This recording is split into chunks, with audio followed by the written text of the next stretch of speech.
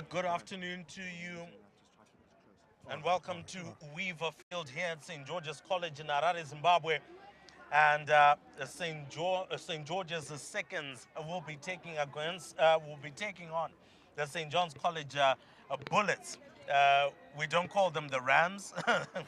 We call them the Bullets when they're the second team. In the commentary box, it's Ruimbo Chakureka and Brian Matamba. Good afternoon to you, Brian. Afternoon, Rainbow. All right, very interesting times as the match has kicked off here, and St. John's College on the ascendancy, and immediately going into some contact. And what we expect today is it's going to be blood, sweat, and tears. Remember the last time that St. John's College met St. George's, that is on the first team side. It was St. John's who triumphed, and right now it looks like they're trying to stamp their authority even from the second team setup. Yeah, here's George very well, and play has been brought back now. It looks like there was a knock on there by the Bullets, and so the scrum will be to St. George's second team. Now, just looking at the second team side here for St. George's, we can see Ewing is dictating play in the middle of the park. And I'm sure that should be John Ewing, John Ewing's son, who is currently sitting as the chair for the committee for the Cheetahs. And I'm sure he would be getting quite a lot of tips from John Ewing, who was a Sables and a Cheetah himself. Yeah, and also another player to look forward to in the St. John's lineup is Wilson on the fullback. He's another son of another great coach. Oh, yes, a great coach at All Georgians there. Now the ball comes out from St. George's, and immediately they decide to go into contact, and that's through Chigwedere. Ball comes out once again, this time round to their fullback, that is Ditima. Oh, looking for the offload. No one is running the line. Where are you, St. George's? And quite lucky there for Mabukwa, who was able to force a high tackle out of the Bullets. And with that, it is a penalty. And it will be a Choto who will look to kick the ball out here. It looks like it's a pretty decent kick. It's deep in the 22-yard territory. And so this should be the time for the first set piece here, Brian. We're expecting to see some of those skills being executed. Yeah, it will be interesting to see if the rolling ball is working today for St. George's College. They applied it last time when they played against Churchill. So it will be interesting today if they use the same tactic and go with the rolling ball. All right, so the line out comes through. Doesn't look like it's a straight throw, and the Bullets taking a hold of the ball. A little bit of a fancy chicken wing pass, but running on the outside. It looks like it's got some greenery there, but immediately taken down. And it looks like there was a high tackle there, and immediately the referee, Matthias Vefefe, is going to be calling St. George's back. Come, son, we can't be tackling like that. That's very dangerous. And next time round, most likely it will be a yellow card. But he had found acres of space in a place he wasn't supposed to find acres of space, Brian. He was almost off the hook there. He almost went for a try, but that was a dangerous tackle there by St. George's. But what a brilliant run there by St. John's. Oh, yes. Ewing with the ball out into touch. Goes past the halfway line, past the 10-meter, and pretty much in between the 10-meter and the 22-yard. So St. John's College, the Bullets here, will have to see how they go about business. And with that, it is going to be a line out coming through. Let's see who will be receiving the ball at this point. And it looks like it is their eighth man, Gallant, Joshua Gallant. Oh, what a take by St. John's. Breaking through, he should have released the ball there. Oh, well, it looks like he's saying, I will go all by myself. That's Kadzianike. And he's almost made it through to the in-goal area. Ball comes out to Ewing. Ewing sending it out wide. St. John's College now looking to really penetrate here. But good tackling by St. George's to make sure that they keep the Bullets at bay. Can they fire through? A big hit coming through, but just not enough meters to go past the 5-yard. Picked up once again. Big hit again from their tight head. Can the ball be turned over? It looks like it finally has been turned over there, but a really good piece of play by St. John's. Some interesting piece of passage there by St. John's. They're recycling the ball very well, and they built a couple of phases. Unfortunately, they were penalized for holding on to the ball, isolated at the breakdown, but some interesting play there. Oh, yes, and it's another big kick by Choto, but it doesn't find touch, so that is not going to pay dividends at all. A lovely little dummy, but going straight into contact. He was a little bit isolated, but finally well protected. Ewing with the ball. Lovely little pop pass, but it doesn't quite come off, and they've knocked on the ball. But luckily for them, there was a penalty that was already signaled by Matthias Vefefe there. Yeah, another penalty. I'm not sure if they're going to go for post or they're going to keep on looking for the touchline. But it looks like they're looking for the touchline again. I think they're backing themselves, especially with their lineouts. The lineout seems to be working for St. John's. Oh, yes, it is. And with that kick into touch, it looks like they've gained some really good territory. They're just inside the 5-meter area, and you just kind of feel that this is the point where you have to strike, especially with the good passage of play that they've had so far. This is the time for you to strike. Yeah, they have to turn that territory dominance and that ball possession dominance into points now, because if you don't take the points in sports, you get hurt in the end. Oh, yes, you definitely get hurt in the end. Let's see if the line out will be successful. Once again, we did see the previous line out being very successful for St. John's College.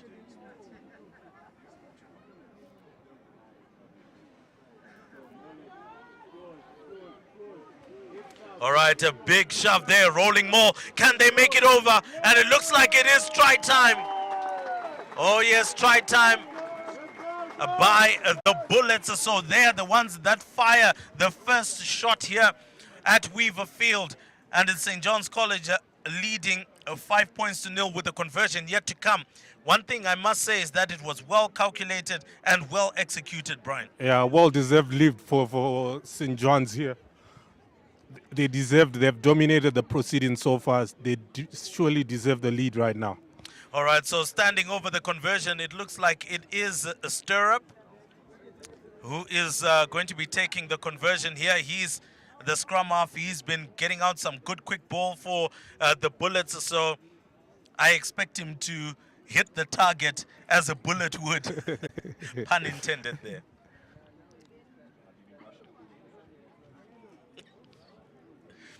All right, so Stirrup looking to take his shot at the post. Can he get it through? It comes, looks high, mighty, and just short of distance there. So I'm sure he will look to add a little bit more zest if he is to get that one over. So St. John's College will have to be content with a 5-0 lead at this particular moment. So I'm sure St. George's will have enough time to get back into the game, but they have to fix how they deal with that line out. And I would then advise that they take the tactic that Churchill actually took last week, whereby they just stayed away from the maul. Yeah, that's the best way to defend a maul, when you don't contest. All right, so from the kickoff here, St. George's looking to try and burst through that ruck, but that doesn't pay the dividends that they expect. That one is taken through. Ewing with a good piece of play, trying to find the gap there. Oh, that was a big tackle, but the referee has already called for a knock-on in favor of the Bullets, and I don't think the boys there heard anything. All they were concentrated on was just getting onto the ball and just, trying to get on with play. Yeah, their eyes were just on the ball. That's how they missed it. But play has been brought back now. All right, so let's see how that works out for St. John's College with Stirrup on the ball. He'll be looking to have a good partnership with Ewing here. But Fefefe calls for that scrum to be reset once again. And we'll just see whether they'll be able to set that scrum properly.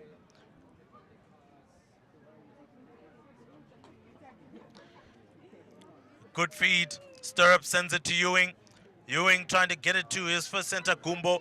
And he has taken it to He's a hard runner and straight into the middle of the park there, wrestling off all of the tackles that are coming through. He's gained a pretty good 10 or so meters there, and already it looked like there was a penalty signal coming through from the referee. Yeah, it seems like St. John's are dominating the breakdown area.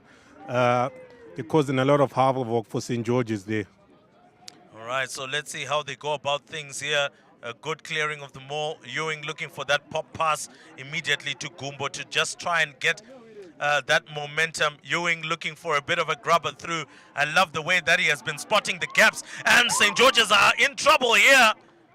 And with that, looks like St. John's College will retain possession there. But that was a little bit sloppy coming through from the number 11. That's Guja. He really needed to have been awake there because the pressure was coming on him. I actually would have preferred some soccer skills. Just kick it into touch. He should have kicked the ball out there. Some sloppy play there. Now he's put his team under pressure and St. John's College can launch another attack. Well, let's see whether they will be able to be successful against the second team here of St. George's, who you would be expecting to set the tone for the first teams who will be coming on board. Again, the referee may be looking to have a chat with his touch judge here, or rather just having a look at who got injured in the last piece of play, and that would be a much welcomed water break for St. George's, despite the fact that one of the men is the one who is down so far, Brian. You know, I think St. George's need to wake up. They're a bit of in a slump in this game so far. They've struggled to defend, especially at the breakdown, where they've considered a lot of penalties. So they need to work hard on that area where they need to maintain their discipline. So let's see whether the scrum will also be disciplined. Looking for a clean feed. He gets one, comes out quickly, straight to Ewing. Ewing to Gumbo. The pass wasn't too great, almost picked up on the far end, but immediately that was knocked on, and the referee will duly reward St. George's with possession at that point. But once again, it just comes to that particular point that we've been talking about, where St. George's haven't seemed to get into the game right now. They're struggling to get into the game. They're not getting in the groove. Nothing has worked for them so far. Even when they do get possession, they're failing to get going. Stirrup is now going to be watching over Chaniwa. A good clean feed, an eighth man break here by Madzire. He's taken down. Well protected once again at the breakdown. Straight to Choto. Choto decides to go for a kick to find touch. It does find touch, but the ball went out on the full, and so we bring play all the way back to where you kicked it from. More trouble for St. George's here. All right, once again, maybe is it a lack of realization of the rules, or maybe just coming under pressure to the point whereby you then forget that the ball must not go out on the full? I think it's the pressure which is getting to St. George's there. Choto not reading where he is on the field and kicking it on the full. Well, ball coming in, good line out, taken up by St. John's. And looks like he's being held up here. He can't get his knee on the ground. And finally, he does go to ground. But the referee has blown that the maul was set. A little bit interesting there. I would have thought that the maul wasn't quite set, but then again, I'm not the man wearing the white jumper in the middle of the park there. And so he has called for the scrum. It has been set. The maul was set, and St. George's will take over from here. But at this particular point, what do you want to see more from St. George's? They attempted an eighth-man break there, and I think it's the wrong move, attempting an eighth-man break in your own half, because usually you put your eighth-man under pressure. Eighth-man break is usually used when you're in your opposition's half. That's when you usually gain something. Choto getting the ball, 2 decoy runs, now trying to send it down the line. Does he have enough pace? Well, he has been taken down. Wow. That's Gusha there, immediately taken down, but that was illegal, and it is a high tackle. And with that, Choto will look to find touch once again. It seems like St. George's have been left off the hook here by St. John's. Yes, most definitely. And one of the things that we must point out, Brian, is the fact that St. George's have not exited the half. Yeah, they've not exited the half, but whenever St. John's gives away possession, they're also giving away possession immediately. So they need to work on that. Keep the ball, learn how to keep the ball. Oh, yes. Let's see if they can keep the ball and get this one right, because I don't think things will work out for them if they don't keep the ball. So we'll be waiting on Dlamini to send that line out through, having a little bit of a discussion with Madzire.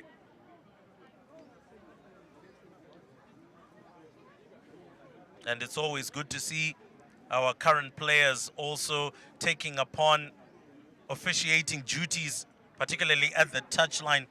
That's Lindiwe Mnerenyu, the co-captain of the Lady Cheetahs. So this also increases the level and the understanding of the game for the likes of Lindiwe. Yeah, it definitely does. Well, poor line out there. It just honestly was quite poor, and it looks like there was an issue in between the two lines that was set, and it is a penalty. And St. John's College look like they've got a young man who's on the ground here. In fact, two young men on the ground. Looks like they may have clashed into each other as they were going for the ball, and with that, it doesn't look It doesn't look pretty at all. it doesn't look pretty at all as they're being attended to. But once again, St. George's, it seems like they cannot find a grip on this match.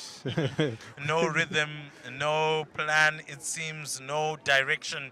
And I'm sure the coach here is going to have a stern word with them at the halftime break to try and get them to get it right, because if they don't, it looks like St. John's College, particularly the Bullets, could run away with it. Yeah, it looks like we're away with this match, unless if St. George's get going now, because already if you look at the match, the set piece for St. George's is not working. The breakdown is not working.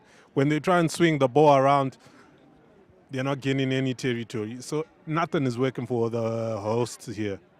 Oh yes, nothing is working for the host, but now it looks like our tight head is getting up from the Bullets, and that is Mella. But it looks like the young man that he clashed with is not looking great at all, especially when you find the medical aid or the first aid procedures that are being executed here is to try and make sure that his neck still remains still. We do hope that he doesn't have a broken neck or that he doesn't have a broken collarbone. All we're hoping is that he will be all right. Yeah, we'll be hoping that the injury is not too serious there, but it's not looking good. So once again, for those of you that will be trying to understand why there's a stoppage in play and saying, why don't they just continue, carry him off quickly, it's important that all protocols and procedures in first aid are executed according to World Rugby standards to ensure that the player is okay. Because after all, rugby is not only for the fans. It's not only for us, the commentators and the live streamers, but it is also for the players. So the players' welfare is more important than anything else. Yeah, it's more important than anything else. Player safety, and whenever there's a head injury, the World Rugby laws say protocols have to be observed, and that's what we're seeing right now on our screens.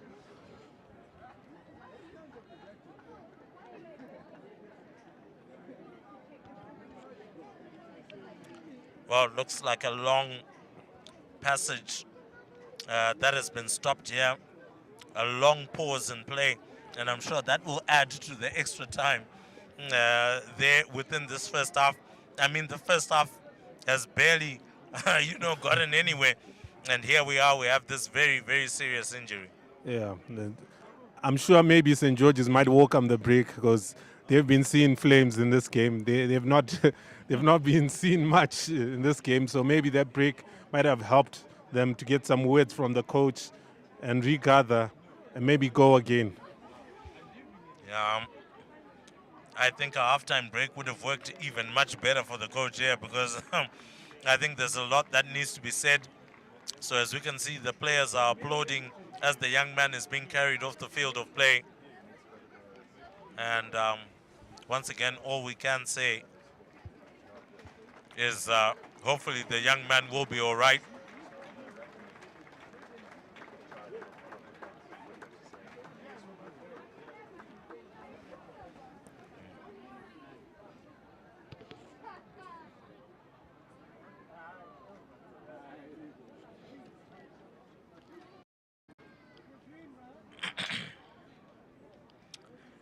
Well, we are getting ready to restart play.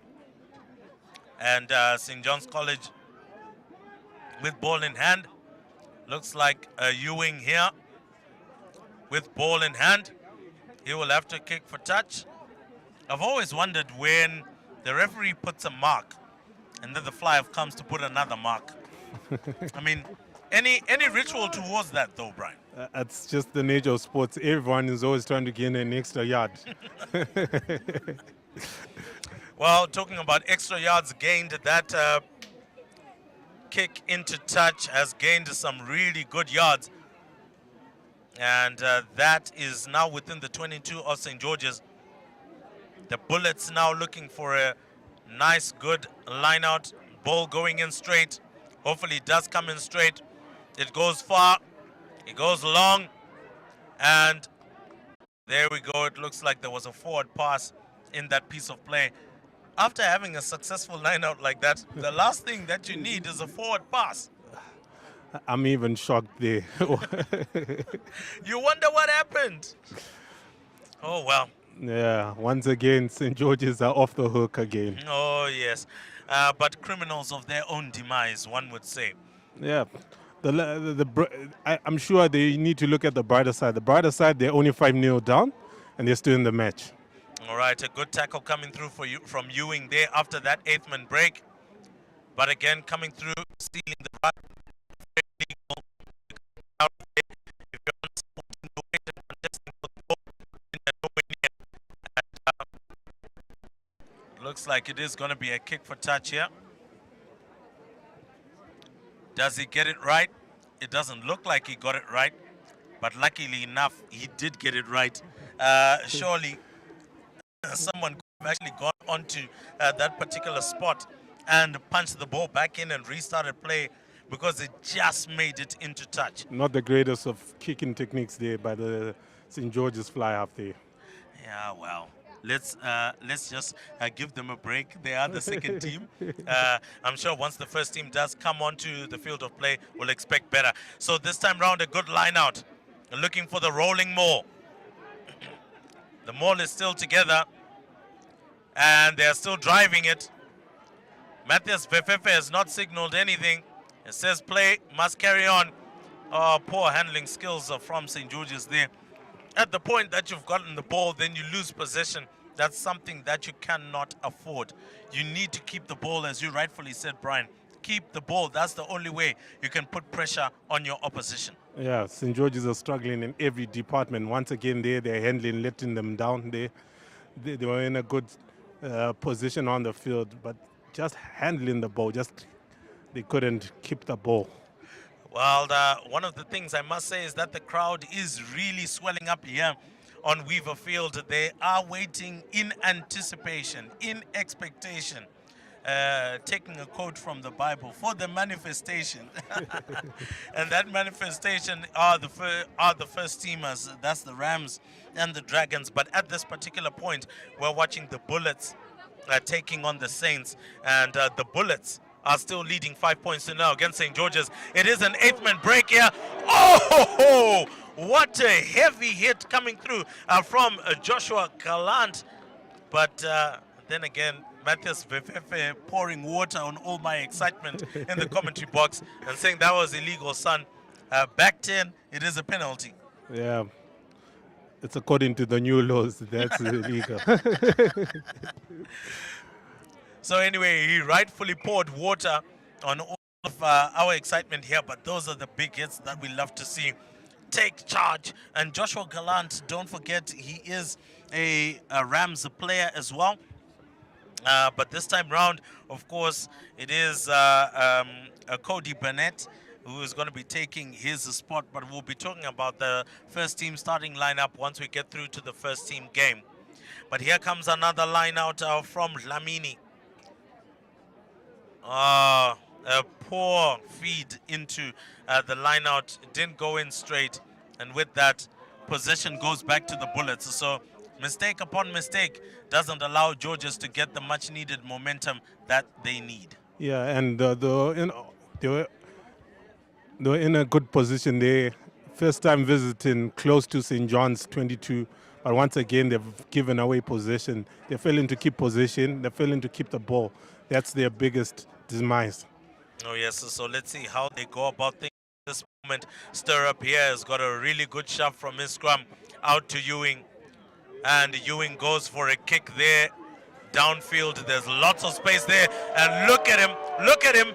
St. John's, can they get into the in-goal area, get it down? Oh, I hope he's okay. He was almost into the vehicles there, but it looks like the two boys are going to be coming out of it unscathed. But what a chase coming through from the left winger. That was Mawere. What a chase that was, Brian. And Brilliant chase there. And he almost got there. Maybe if the touch wasn't too heavy, he most probably could have dotted down that second try for the Bullets. Yeah, but kudos to their chase. He was live on the ball, and he almost pounced on the ball there. Oh, yes. Well, it looks like play has been brought all the way back here by the referee, Matthias Vefefe, saying that there actually was a knock-on. And with that, it is going to be a scrub down, and St. George's will be on the ball. So let's see how things will proceed from this particular point. As they're setting the scrum. Some interesting calls here by Pepe here. Oh, goodness me. From the base of the scrum, you knock the ball on as the eighth man there. That's Madzire. And you're wondering, what can St. George's do right now in order to get on top of it and just get things moving? Because right now, it doesn't look like they're getting things moving. Nothing is working for St. George's. Once again, they were within striking range, and they failed to keep the ball. Error upon error, unforced errors. Oh yes, a stir-up gets the ball out to Ewing, looking to run the ball out of their own 22. I don't think that was the greatest, but some football skills here, allowing the Bullets to actually get out of trouble at this particular point. So let's just see how they continue to go about business from this point. St. George's is just inside the Bullets half, and you're asking the question, I mean, how do they intend to actually get this moving, get the ball moving through the hands? I mean, just simple basics. Run the ball down the line, get it through to your wingers. You put them out wide because you knew they were quick. So get it to them, get them running, get them to gain a couple of meters for you. And so 7 minutes left in this particular half. There was a long break. If you're wondering how on earth could it be 7 minutes? But ball comes out. This time round looking for the pop pass. Well, that was iffy there. It almost was a forward pass, but very lucky for him. I don't think it was spotted. And it looks like a maul has been set here. St. John's College Bullets holding on for dear life. They finally go to ground, and Fefefe has now blown and said that maul was set. Yeah. It took him quite a while to get there, though. Yeah, St. George's, their worst enemies today. Nothing is working for them. I do wonder. I'm still kind of questioning myself what I would say as the coach, because there are some things that you actually can't explain out of these boys. There are some things that you can't tell them that, come on, boys, we can do better. I think it's the Nibs which is getting the best of St. George's. So I think as a coach, you'd tell, just relax, guys. Let's stick to what we practice during the weeks, during the week. And Oh, there we go. A good tackle, and he's in serious trouble here. And I'm sure the Bullets are going to take that one. Well, luckily for them, Pefefe says that was okay. So let's get play moving. Again, now just trying to create a couple of phases. Stirrup was left open there, but luckily for him, he got onto the ball. And now Ewing can send the ball out again. Gumbo on the ball and going into contact, looking for some good leg drive to gain some meters. He does. Stirrup getting it out to Ewing.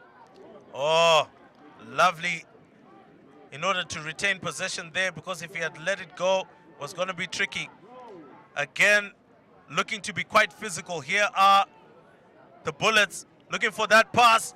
Kadzianike didn't have much room to maneuver there. And immediately that one is blown as a penalty. he was had to hold isolated. on, he was isolated. Yeah, wrong option there by the Bullets, but they had strung a couple phases and they were going again, but unfortunately wrong option there. Yeah, sadly, we have to say it. It is the Bullets that look the more organized as compared to the Saints. There's nothing saintful at the present moment about the second team. It's all Bullets at the present moment. They are firing left, right, and center. And only if the Saints can find a prayer within their hearts, I'm sure they'll get out of this particular predicament. Yeah, I'm sure, if only. But the brighter side of the match, they're only trailing by 5 points, St. George's. So if they can get going, I'm sure there's still a chance to win this match. All right, well, there is a clean feed there, and they are looking to take their rolling more forward. They have gained quite a number of meters here, looking to roll away and continue, and it looks like it is continuing, and immediately there's a penalty that has been blown. At this particular point, I wouldn't be too concerned about trying to get a try. I would be concerned about getting points on the board. You're well within the half of the Bullets.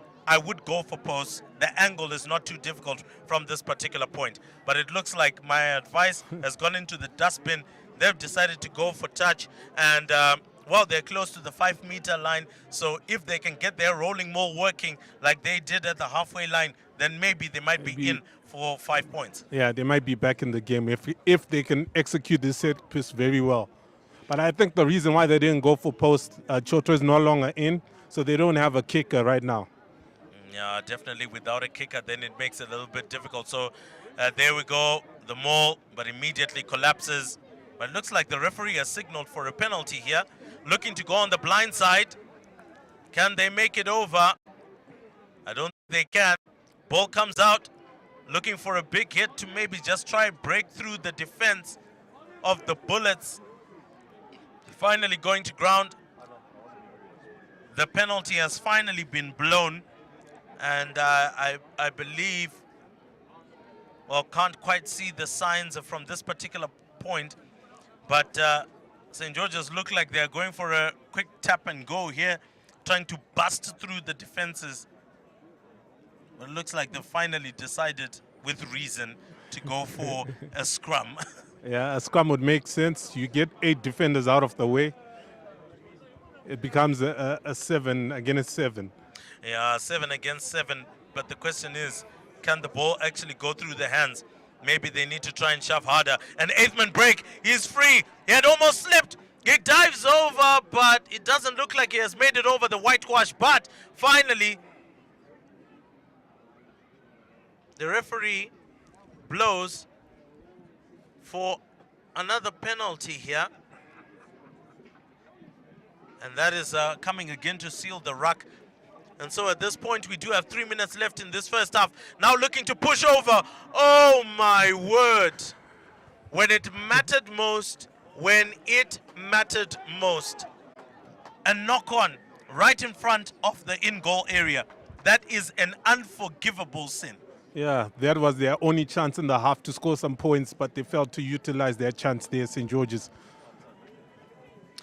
Well, it looks like the referee has said, no, I've seen enough. commentary box, you're wrong. It is 35 minutes done in this half. And so it is the halftime break, and the Bullets are the ones that fired the first shot. And the Saints have not been able to return that shot, even with a prayer. So it is St. John's College Bullets 5, St. George's Seconds, the Saints 0.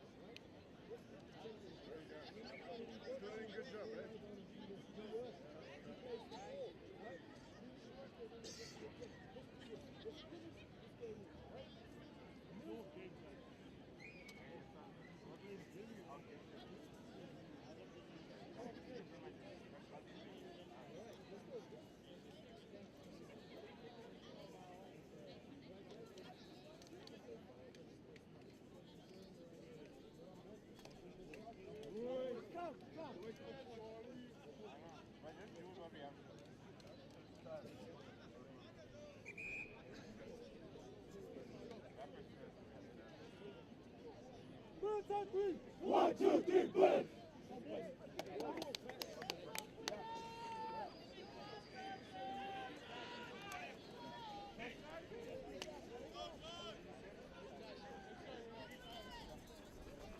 Maui!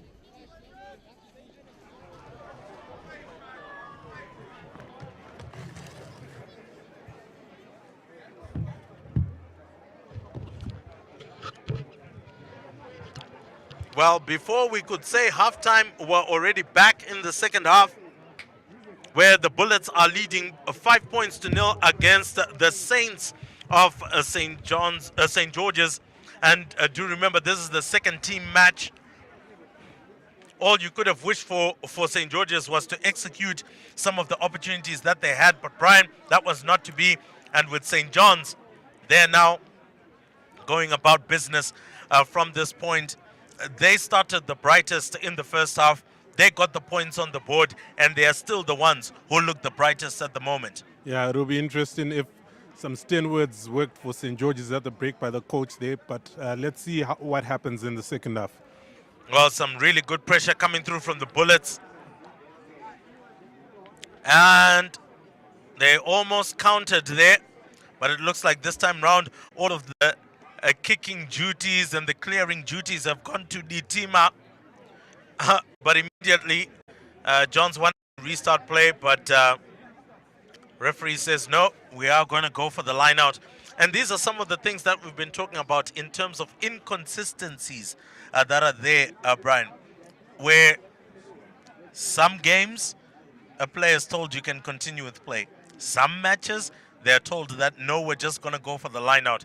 Is it not time that we teach these kids that it is possible for you to restart play if you're able to get onto the ball quickly, if it hasn't been touched by anyone when it has gone into touch? Yeah, I think it's one thing we need to teach people about a quick line out, because it seems like most schools don't even use it in Zimbabwe. They prefer the normal line out, where your hooker throws into the line out. All right, Ewing with the ball sends it to Gumbo. He needed to have offloaded a little bit quicker. They do have some men on the near side here. Kadzianike, hard runner, going into contact, deciding to offload this time round to Machingauta. But he's running across. He's not gaining any ground. If he had offloaded it, he would have created an overlap on the far side. But then again, maybe seeing himself on the back page of the Herald or the Sunday Mail before they actually got the try there. Yeah, he should have offloaded the ball, especially when he did the first side step. He was in acres of space. He should have offloaded the ball there. Oh yes, well, there's a penalty for a high tackle by the Bullets. And I'm sure St. George's will be breathing a huge sigh of relief because things have just not been going too well for them. Let's see if they go about business a bit better. They go for the kick. This time round, doesn't make it into touch.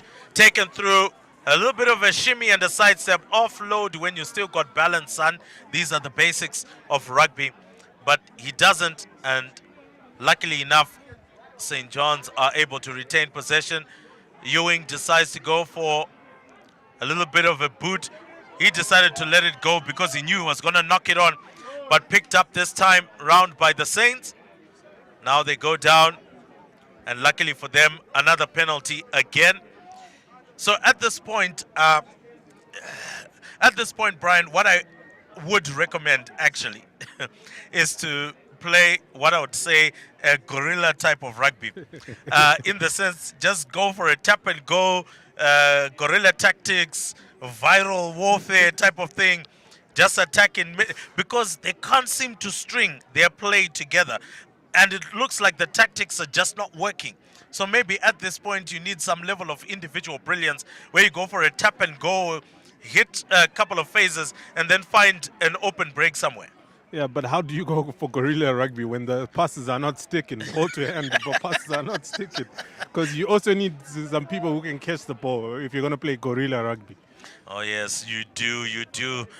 Ball comes out once again, looking for another big hit. Oh, he has been pushed backwards. He almost went down there. But with that, Pefef is saying you're not rolling away after having made the tackle. And that is going to be a kick for touch. So it is the Bullets that continue with the possession from this particular point. They are not struggling to find touch. Well, it looks like this time round they did. St. George's are now looking for an up and under themselves. He gets through, but he's nowhere near.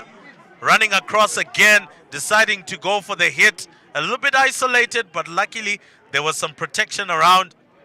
A knock-on by the Bullets. I think one of the first few knock-ons that we've seen from the Bullets here. And they do pay a little bit of a price, but it's not too costly because they are in their own, rather in the opposition's half. So I don't think you feel that as much as you would feel it if you were in your own half. Yeah, field position, they're still at an advantage. They're still in St. George's half. So if St. George's make a mistake here, the ball goes back to St. John's. Oh, yes. So it looks like a couple of substitutions being made by St. George's. And coming off the field of play is Chenda. He has done his day's work. So this is exactly what the coach needs. Make some changes whilst you still got time. They can still salvage this game. It's only a 5-point game at the moment. And if they just get it right from this particular moment, who knows, it could work. So Ditima with a bit of a short pass going into contact. He was a bit isolated there, but the looking for a pop pass. It does finally go to hand somehow, some way. And there we go. St. George's making some good headway here. A good counter ruck by St. John's College, but well protected. Well, whenever you see forwards, executing dummies, that was a good decoy run. The team are now trying to maybe carry the ball himself here. I did mention gorilla type of rugby, Brian. He might just be going for it. It seems like it's working now.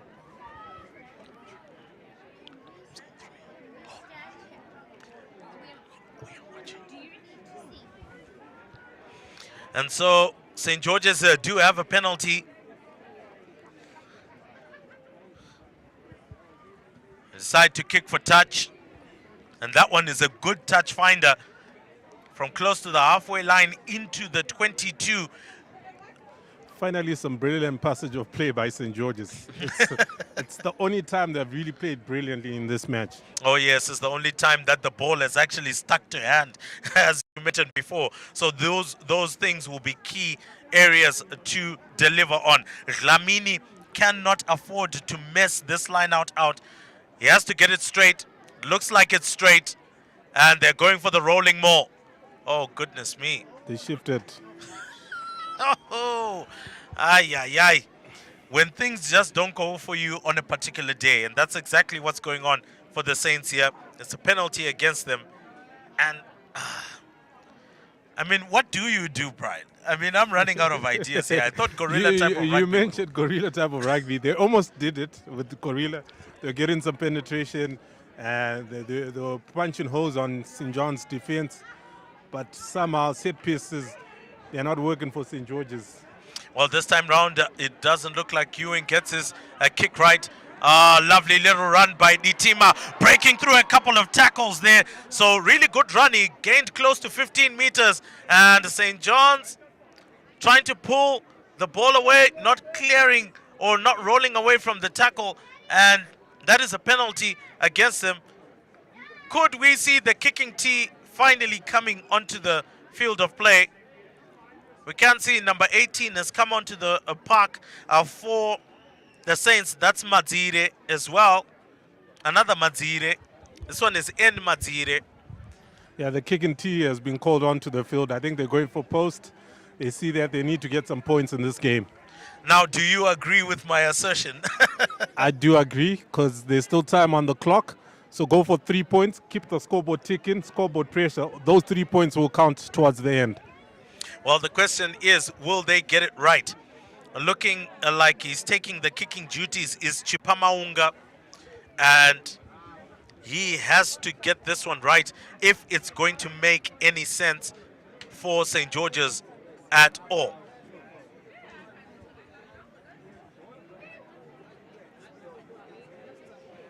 All right, so Chipamaunga doing the pre-kick ritual here.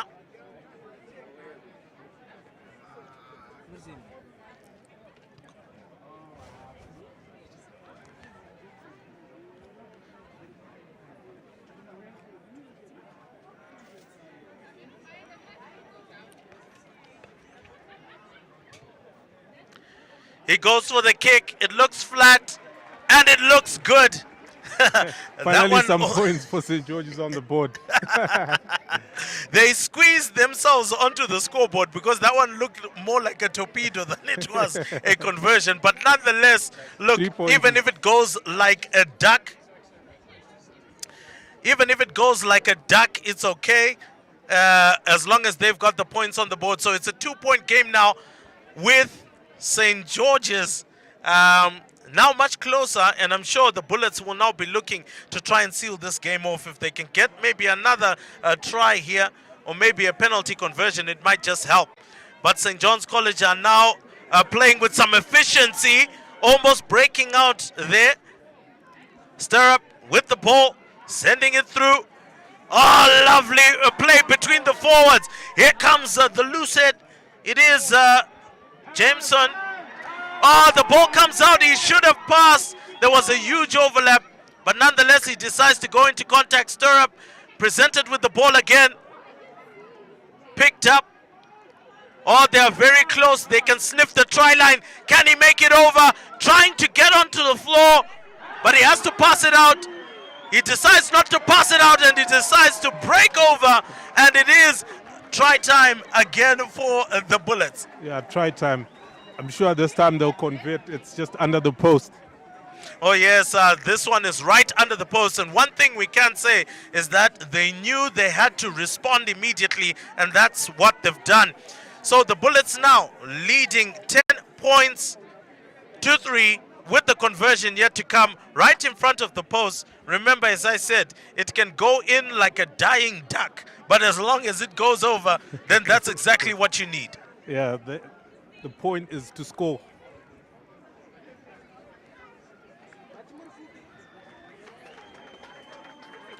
And the conversion is good there.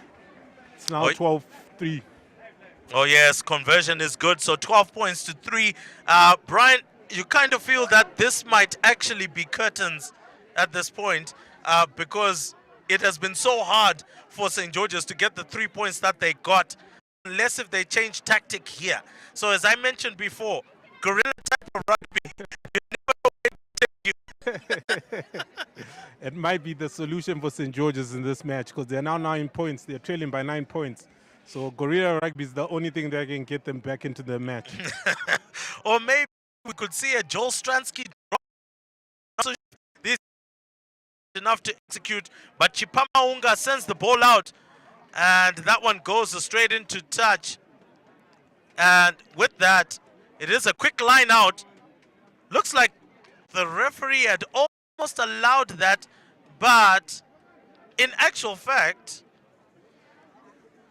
it looks like he had allowed it. But there's a knock But on. there's a knock on there by St. George's. So once again, it doesn't rain, but it pours for St. George's at the moment. Yeah, nothing is working for them. It's turning out to be a bad day on the park. Oh yeah, bad day on the park. Also looking at number 20, who's coming onto the field of play for St. George's. He's coming through in the flanker position. But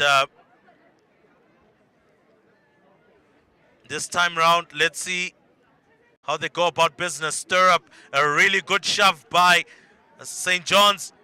And St. George's just trying to put the Bullets' 8th man here into touch, and they succeeded. That was Joshua Gallant. And with that, St. George's get another line out in the red zone. Well, let's see if they can execute another good line out. And if they do, look at that whole line, Brian. That's just waiting, anticipating for the ball. It's a poor line out. Well, if you are a winger, you honestly wouldn't want to be on the Saints' side at the moment because the ball is not coming. Yeah, it's not coming. Nothing is working here. All right, it looks like Ewing gets his boot onto the ball. Well, at least it was knocked backwards there. Once again, running across.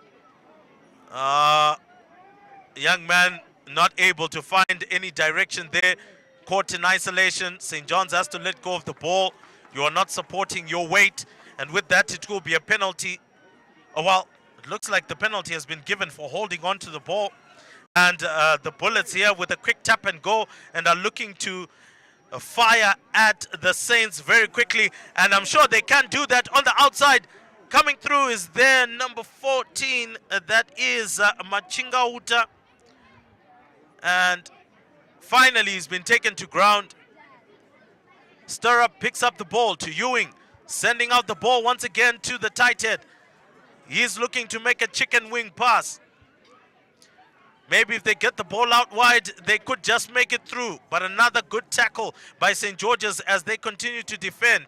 But this time round, it is a penalty in favor of St. George's. And with a nice bright smile on his face, Vefefe calls for a penalty in favor of St. George's. Yeah. He loves his job, doesn't he? Well, a kick for touch, not found. This time round, coming in from the fullback, that is Wilson. He goes into contact. Stir up with the ball. finally taken to ground. What has been amazing about Stirrup is good quick ball. Now looking to offload it. There are men on the outside. Some decent leg drive, finally offloading it. Trying to go on the outside once again, pops it back in. While they are making some decent headway, can he dive over? And he has! I think this is the final nail on the coffin for St. George's. Oh, goodness me, what was that from St. George's? Surely, at that point they needed to keep him out, but they didn't, and they paid the price for that. So the score now moving from 12 points to nil, going to 17 points to nil, and a conversion yet to come. And if Stirrup nails this one, then surely it is the final nail in the coffin, as you've mentioned, Brian. I don't see St. George's coming back from here because nothing has worked for them all afternoon. The ball has not been going to hand, set piece is not working, breakdown is not working, they're not finding touch. The only thing they managed to do right today is kicking those points, which almost didn't go in. Well, let's just say luck was on their side at that conversion time, but luck is not on their side throughout this entire game. And we do hope that this is not a reflection of what will happen when the first teams meet, because St. George's will not want to double against them. The conversion comes through, that is unsuccessful. So the Bullets will have to be content with 17 points to 3 in favor of themselves. And surely time continues to tick-tock, tick-tock. You just kind of feel that St. George's have got no way in this match. Trailing by 14 points with approximately 8 minutes left in this encounter. One can only say that unless they open the curtains have been shut by the Bullets. They've definitely been shut here. St. John's been the more organized, the more drilled team, the team which has played better rugby in this match. Oh yes, I mean, hey, there's no substitute for playing well more consistently. St. George's have just played sporadically, and maybe you may not understand. There might be an issue of, you know, those end of term exams that might be coming up. Maybe not all the boys were attending practices, but then again, at the end of the day, there are simple basics here that are not being executed by St. George's, considering that it has been a long schoolboy rugby season, and one of those basics is just ball handling. It has been atrocious, to say the least. Yeah, it has been atrocious, and you expect ball handling to be better later into the season, because the season is almost over. It's left with one game. You'd expect that people are well drilled now, but it seems like the St. George's second team here, they're looking like they're still early into the season, like they're in pre-season. There were ball handling skills. Oh yes, most definitely sounding like a practice session. Once again, St. George's there a little bit isolated, but luckily for them, a high tackle call by Matthias Vefefe. Go for Gorilla Rugby, son. Go for tap and go. I don't think any conversion for posts here is helpful, because it would only take them to 6 points and they'll still be 11 points behind. But it looks like the Gorilla Rugby I've been talking about will be executed, and immediately after only making 2 meters, St. George's are stopped in their tracks. Another penalty blown again. I think they should now go for the corner, because the Gorilla Rugby is not working. Gain some yards, maybe try the rolling ball, which worked in the first half for St. George's. Yeah, it looks like another tap and go, Brian. Not going to go for the rolling ball here, or going to go for hits. Once again taken down. And now looking to run the ball down the line, I'm sure, from this point. Popping the ball through. Ball is knocked on, and the Bullets are taking advantage of all the scrappy and sloppiness that the Saints here are showing. And with that, it is going to be scrummed down, and it is a Bullets ball. Yeah, Bullets ball. It's looking in defeat, really. It's really a defeat coming here for St. George's second team. I don't see them coming back in this match. Oh yes, quite depleted in that regard, in terms of their attack, in terms of their play. And so they are still suffering from that. But anyway, let's see how they proceed from this particular point. Stirrup has got ball in hand. And my oh my, hasn't he been really, really good in terms of being able to just get the ball out quickly and keep St. George's under pressure? Yeah, he's been a live wire, and he's kept the ball alive a lot, and he's been very swift, especially recycling the ball at the base of the ruck, and also from the scrum, he's been live. Oh yes, he has been a live wire for them, and all that Chaniwa has had to do is just look at Stirrup distributing the ball. He's now even tired to even put pressure on him at the back of the scrum there. But with that kick forward, they've gained some good meters. One too many side steps, and you will find yourself in trouble. I'm not so sure where they're getting this from. And the Bullets have picked up the ball. They've got acres of space. He is going to go through for the try. And surely this is the one that they wanted. It is try time for the Bullets. Well done to them. Broken play was there, a loose ball was there. They decided to go for it, and there was acres of space on the far side, and they took those acres, and that try coming through from Gumbo. Once there was broken play, he went for it. The fullback couldn't catch up with him, and they decided to jog and watch him go right into the in-goal area, right under the post. That's where it's needed, right in front of the St. George's supporters. Stick it to their faces, and hey, it's 22 points to 3 in favor of St. John's College. And here comes the conversion, and it's over, and that's 24 points to 3. Now, I am sure, I'm 100% sure that the Dragons will want to do a better job of things once they get onto the field of play, because the Saints have failed. Yeah, the second team has failed. They'll be hoping the first team will rectify it when it's their turn, when they come in onto the field after this match. All right, so once again, it is Chipamaunga. He decides to go for a high-hanging contestable kick. And you can already see there's no longer any juice in St. George's, as they were just about to allow the left winger here, Mawere, to get going. But he was penalized. He moved on the ground with the ball.